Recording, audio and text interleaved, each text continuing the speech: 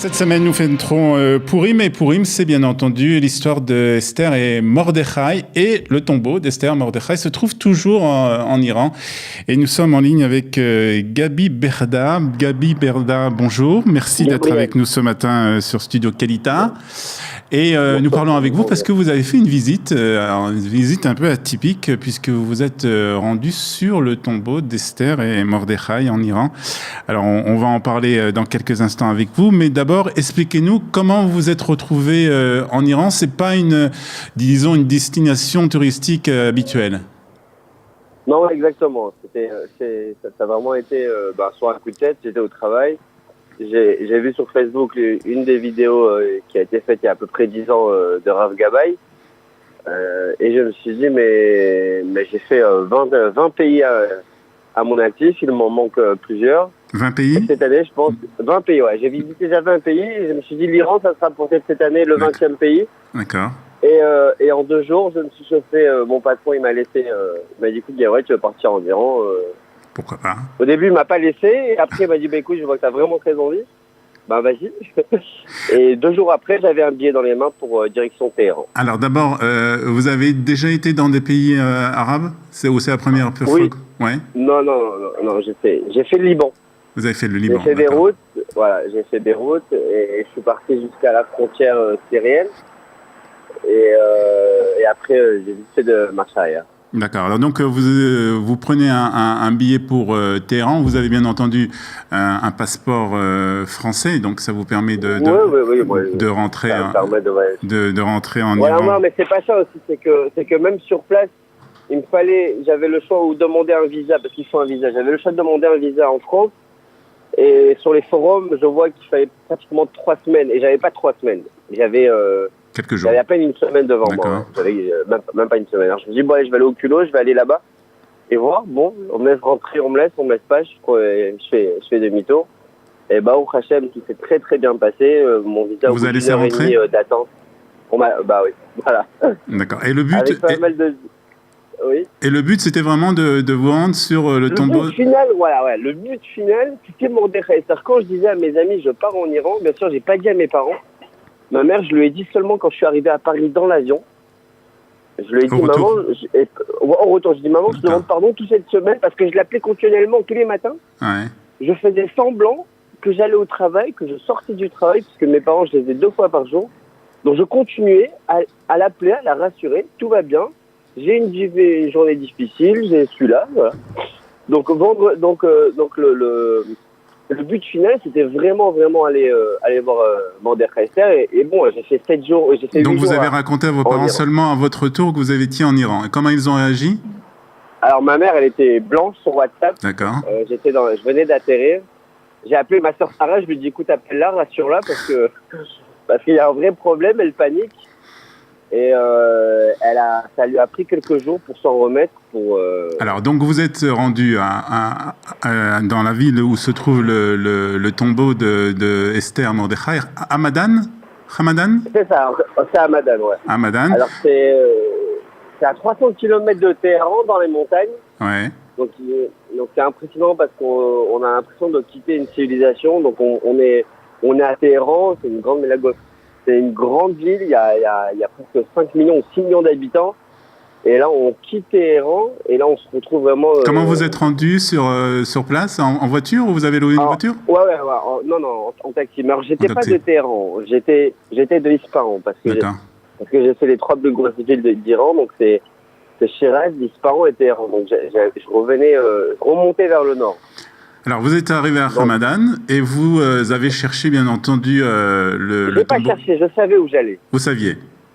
Mais comment vous êtes arrivé au tombeau? Parce qu'il faut dire à nos auditeurs, mais certains l'ont sans doute vu, vous avez fait un film qui est devenu viral pratiquement sur les réseaux sociaux, qui a été visionné par beaucoup de personnes, où vous êtes rentré, grâce à un membre de la communauté juive de cette ville, dans le tombeau de Esther et Mordechai. Alors racontez-nous ce moment. Alors j'arrive, on voit les images en même temps.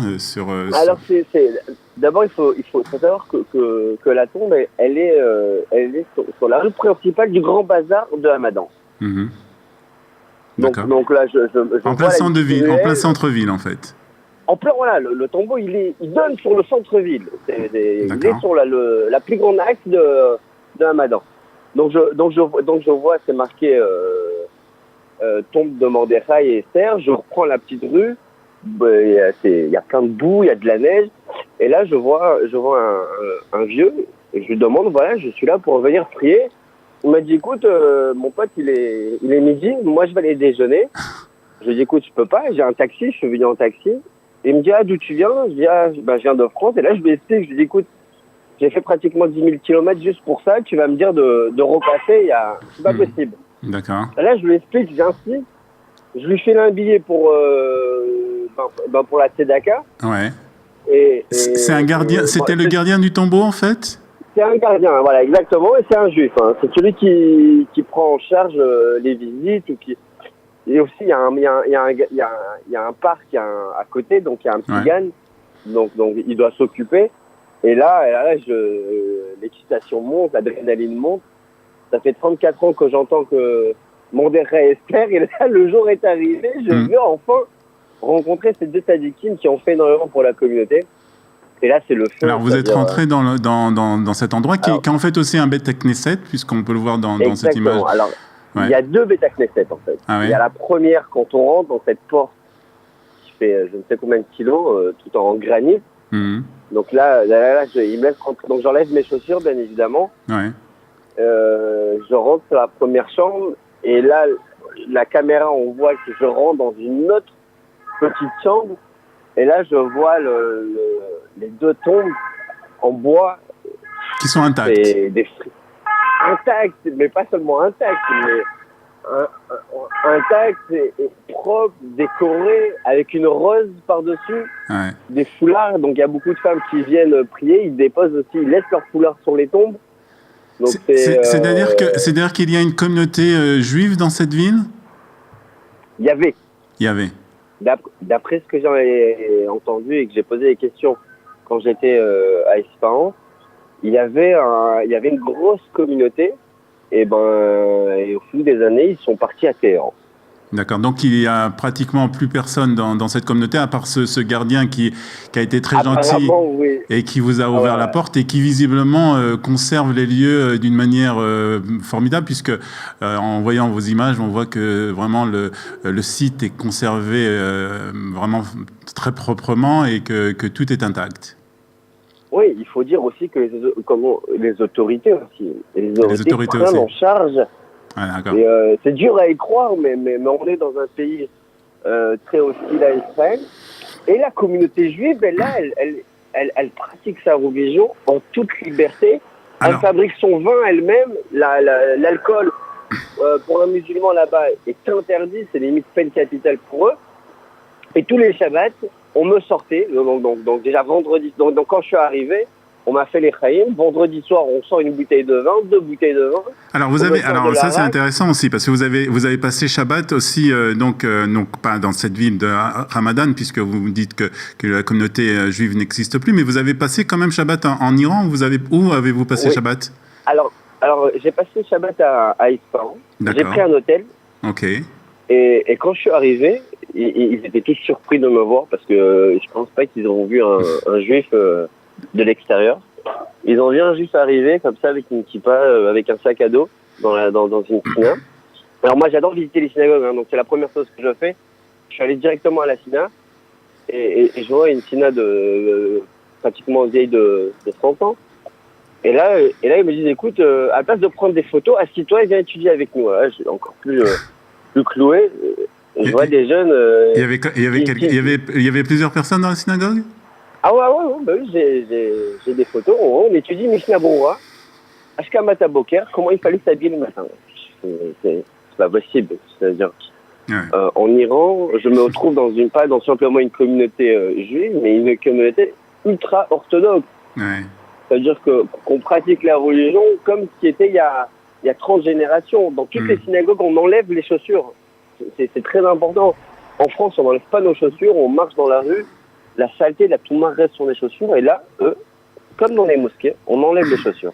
Et là, j'ai étudié avec eux. Et vous avez étudié, vous avez passé Shabbat aussi avec eux, avec la communauté. Un Shabbat donc... Ah oui. Alors, ils ont refusé que je prenne l'hôtel. Ils m'ont dit, écoute, tu prends pas l'hôtel, t'es venu nous voir, c'est à nous de t'honorer, tu passes Shabbat avec nous. Et là, pour couronner le tout, il y a un Shabbat Khatan qui allait se faire. Donc là, j'ai vu la mariée qu'elle venait à la synagogue, il y avait le Khatan qui rentrait pour faire Kabbalat Shabbat avec un grand bouquet de fleurs, tout le monde se lève, tout le monde chante, encore plus de frissons, tout le monde me regarde, tout le monde... Je savais plus où me mettre, à savoir si on me regardait plus moi ou plus le Khatan. et voilà, c'était... Mais quand même, la situation des Juifs d'Iran est assez difficile, et en particulier, d'après ce que vous m'avez dit en préparant cette émission, concernant la situation, on va dire, économique et financière de ces Juifs.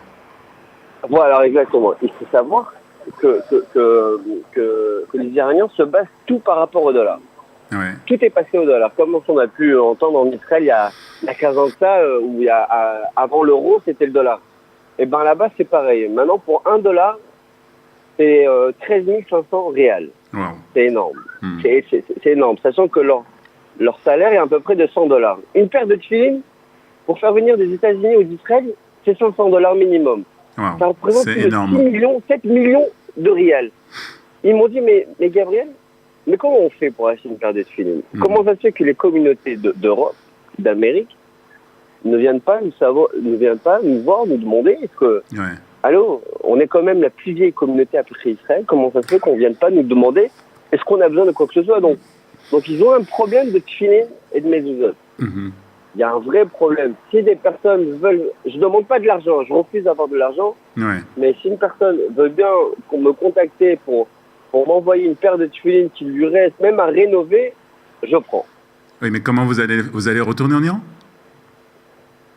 Vous allez en retourner en Iran pour porter les tefilines? Il faudrait que je fasse un petit compromis avec mes parents.